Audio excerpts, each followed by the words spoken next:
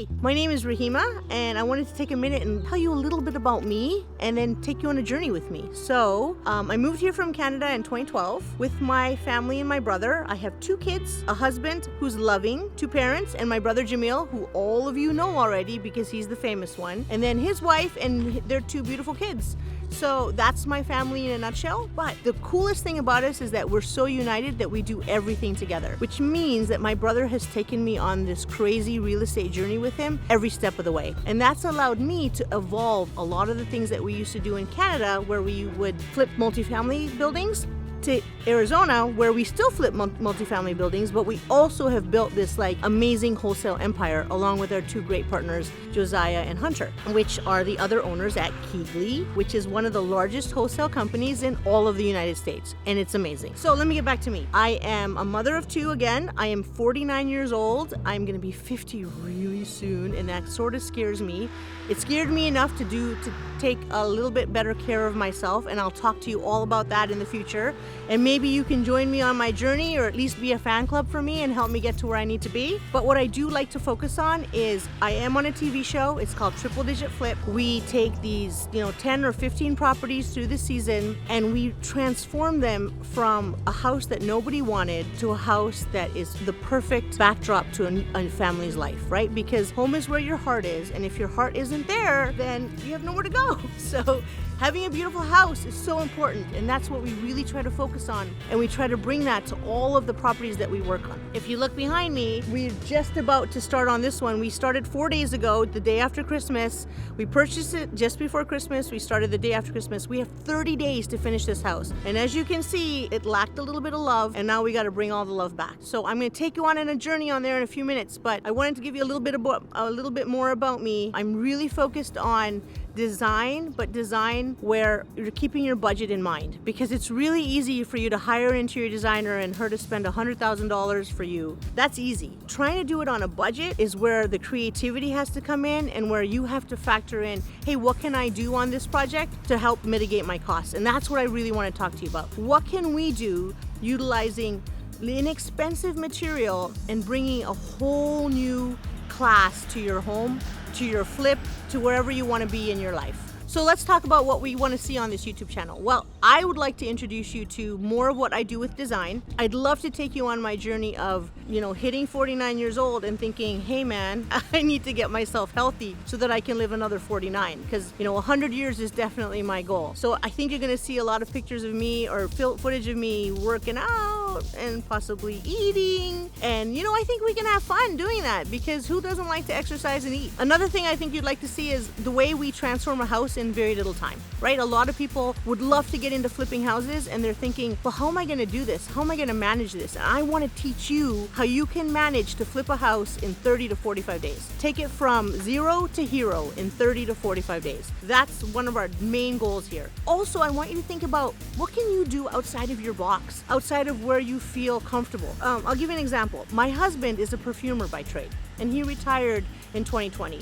And I always said to him, you're not retiring, you're just taking a break, because I'm gonna get you in a couple of years. And I got him. We are actually starting to develop our very own paint line called Common Sense, spelled S-C-E-N-T-S, Sense, where we're scenting the paint to bring in the theme of the house. It wasn't something we thought about initially, but we thought outside of our comfort zone, and we were able to hopefully start a whole new business. So I really want to empower women of color, men of color, whoever you are. Come, let's take this journey together. Let's do it. So let's get back to this house behind me. I'm going to check it out with you, and I'm going to tell you the story. So let's check out this house. Abel, we started this house 4 days ago? Yeah. 4 days ago. 4 days ago, there was a wall. This whole area was walled off.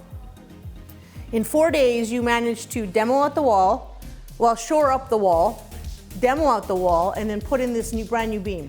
2 beams. This beam here and this beam here. Yeah. Right? So we are able to leave this whole area open. And now you're building me a nice closet here at the end of this, right? Right. Okay. That'll open from that hallway, so it's like a great linen closet. Correct. Beautiful. And you've given me this great open concept living room. And you have to finish this house in how many days? 26 now? 26 days. We have to finish this house in 26 days. So this is day 4. How many days does it take to do a normal flip, like if you weren't rushed? Well, if you were normal people, it takes about 3 months. Wow. But if you're super Knievel able, then 30 You say days. evil? I didn't say evil. I said super Knievel able. Then 30 days, right? I mean, he's on me. He's like, hey, we're ready for floor. We're ready for tile. We're ready for paint. We're ready for cabinets. We're ready. And then I just got to keep moving alongside him and getting it ordered and getting it, made sure it's here. And then he propels that crew to finish it off. Do you remember what we bought this house for? Is it 481? You wrote the check. 481? Yeah, 481. 481. What do you think we're going to sell it for? 615 or something like that? 615? You think we can raise it to like 625? Oh, I don't know. That's not my. That's my job? Yeah, that's your job. Okay. That's not my area. All right, you want to do me a favor? Will you tell me where everything on the kitchen's going to be?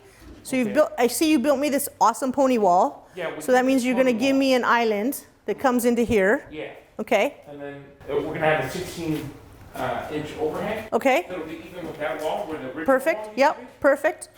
And then we're moving everything around here.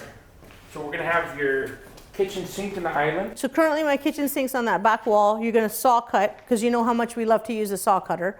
You're going to saw cut and bring my plumbing over here. Yeah, we're gonna cancel that window. Okay. So we're gonna put the sink here.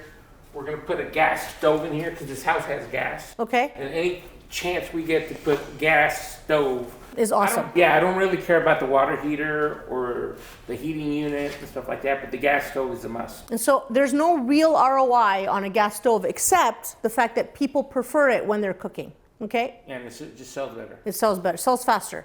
You're going to eliminate that window. You're going to keep this window. Yes. So when we eliminate a window on a block house, are you going to do siding along this area I now? want to do because the block on this house Yeah. is pristine. Oh, really? Yeah, it's Okay. not. It's really It's well really good. kept, Okay. except for the wood that we took outside. It's but sump we block. fixed that. Sump block. Like it's just, is that what this is? It's like cinder block. Cinder outside. block. okay, gotcha. So it's like it's a house that has no termites likely. Yeah. Because it's built with, and when you look up into the attic area, it looks brand new because this house was originally done with block instead of wood frame, so that we don't have that termite issue that a lot of Arizona houses have. So, and I hate doing block work to fill in holes. Yes. But because we're not doing siding outside and we're going to keep that cost down and we're not doing This makes it stucco, worth it? This makes it worth it. Okay. Just to take this out and I'll bring my block guy in here and Because it's a small It's space. a small space. And what do you think that'll cost? $500 Yeah, $400 or $500. with the material and his labor. Perfect. Okay, so What let's. I want to do is I want to train one of my guys to do it. Okay, so we need someone to watch. Yeah. All right, so we're watching you. We're watching this one. Yeah, Okay. so we could do any type of repairs and I'd have to call the block guy out Yep. and stuff like that. That sounds fair. Yeah. And we're going to change out the AC here. The AC is it's an old unit. It's only a 3.5 ton, and my AC guy said that we needed at least a 4 4 ton. ton, right. Now, and since we removed all the low ceilings Yes. and all the duct work, Yes. then we're just gonna go ahead and change it out. Again, you get an ROI because people see a new AC unit and they wanna. That's huge because AC units generally last about 20, 25 years in Arizona. A lot of the ACs have to be phased out because of the R22 rules. So people don't want to have to pay another $10,000, $15,000 out of pocket to replace their AC after they move in. So having a new AC on a house, and we're going to service the roof. So that they've got a guarantee or warranty for 2 years on the roof and a brand new AC unit. And what's that AC unit going to cost? That AC unit's gonna cost, with the ducting work, it's gonna cost us about $8,000. What would that have costed us 6 months ago?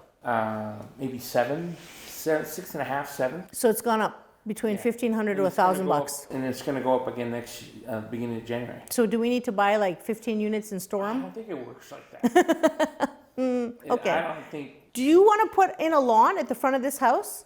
Because this would be something you'd want to talk about now.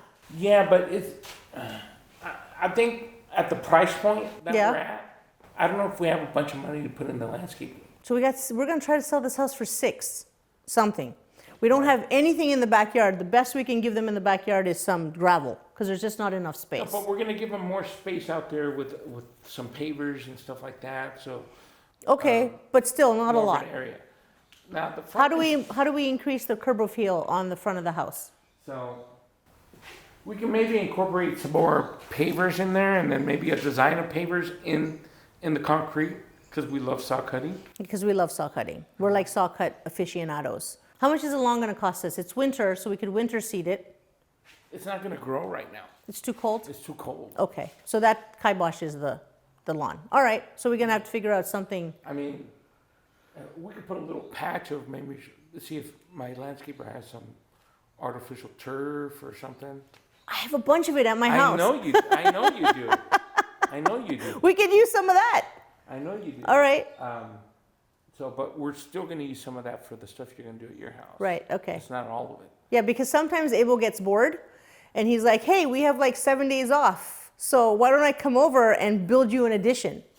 Or, hey, it's like we're on lockdown. Let's come over and build you a balcony. That's Abel.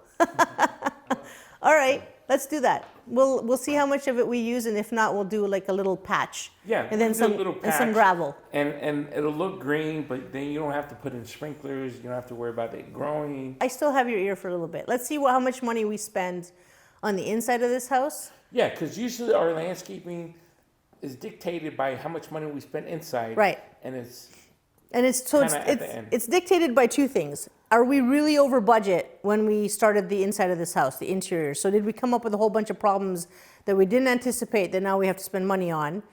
And what is our final price to sell this house at? So people over a certain level of, like, say over $500,000 are expecting some sort of landscaping at the front of their house. They don't want to come to just a gravel pit, right? So two things will dictate that. How much did we go over, if anything? But it looks like you've got it all under control. I think we didn't anticipate on 2 beams, we anticipated on 1. Yeah, So what did the extra beam cost us? $500. $500. $500. That's like, a week of me and Jamil eating lunch. What do you mean beam? Oh, see this big piece of lumber here? Yeah. That's a structural beam that, because Abel had to take down a wall here and a wall there, we still have to keep the house held up, and so he has to put in a new structural beam. So he does his load calculations because Abel is ridiculously smart, and then he goes and finds me a beam. This is the brain of a really smart person. This is him right here. He used to keep it warm because we protect the brain. All right, I think that's my cue to leave. Thank you, Abel. You guys have a happy new year. Yeah, you too. All right. You too. Thank you, Rita. Bye, sweetheart. Thank you for everything. I couldn't be anywhere without you. You're like literally my best friend and my brother. Thank you. I want to know the story. Like, how did this house first come up? Yep. How did you hear about it? What's the actual... Yeah, let me tell you. Okay. So we got this property from Keegley. My favorite dispositions guy, Ronald, sent me this with an elaborate introduction. It's usually like, Rahima, my queen, I have the best house for you. I'm trying to do a Ronald impersonation. I'm not doing it great. Basically, he's like this beautiful, loving, adorable, handsome guy who sells me houses at Keegley, right? And he's like, this is the one for you. That's how he starts. This is it. He gives me a lockbox code. Abel and I were working on a property about 15 minutes away. And we're like, hey, you want to go? So we literally drove up. I used the lockbox. We walked in. We're like, Ronald, it's a done deal. We're going to take it. It was 2 weeks before Christmas. So we hurried up, got our financing together, got all the pieces of the pie together, got our insurance, because we needed it closed before Christmas. Otherwise, you know what happens. Everything shuts down until the first week of January, which we didn't want because time is money. And our crew was ready to go the day after Christmas. So we needed to make sure that we had purchased the property before that date. We closed on it on Christmas Eve. Christmas Day, it sat vacant. The day after Christmas, we got going. So you have to because we had a lender on this house, because we used hard money, the lender is going to have a requirement to have hazard insurance on the property. So if the house burns down or it gets vandalized or things just becomes condemned for whatever reason, all the pipes burst, whatever could happen, we're insured so that the lender gets paid out, and then we will still be able to, not lose our shirts. But that doesn't mean that if this was a cash purchase that we wouldn't get insurance, because at that point we're the lender, right? We have all our money sunk into a house. So either way, when you're buying a flip property, insurance is definitely one of those things that you cannot forget. So a lot of people ask me, hey, do you and Abel have a design app or a CAD app that you look at when you walk through a house for the very first time? And I'm going to tell you unequivocally, no, we don't. We are both pretty well the same age, and neither one of us grew up in technology, so we do the same thing every time. We walk in and we let our instinct tell us, is this the one? Like we're like bloodhounds for flips, right? We walk in and we're like, smells like money. And then we decide, okay, well, what can we take down? What can't we take down? And we just do it. We start bulldozing things, we shore up walls and we bulldoze them, and then we figure it out from there. I think that might not be the best way to do it, but it's our way to do it and it seems to work for us, so we're not gonna change it. So I'm sure you figured this out already. I really don't know what YouTube is. I watched a video with my kid a couple days ago about a sloth. That was my very first foray into YouTubing, but I hear it's important, so here I am. I would love you to give me some input and comments about who you think I should be following on YouTube. And if you like me, go ahead and subscribe. Like a whole nother being that Bobby carries around. You come to life at night? He kind of does. Look, he's moving around on his own. Oh, you like me the best? Oh, I love you too. What? What's that? You wish that he could only hang out with me and never see Pace or Jamil? Really? I love you too, sweetheart. I think he went, aw. Look, he's moving. I'm not doing this. He's like all excited now. You gotta just hold it on this bottom because this piece is motorized. Oh, it's motorized. It's not just horny. I got you. Okay.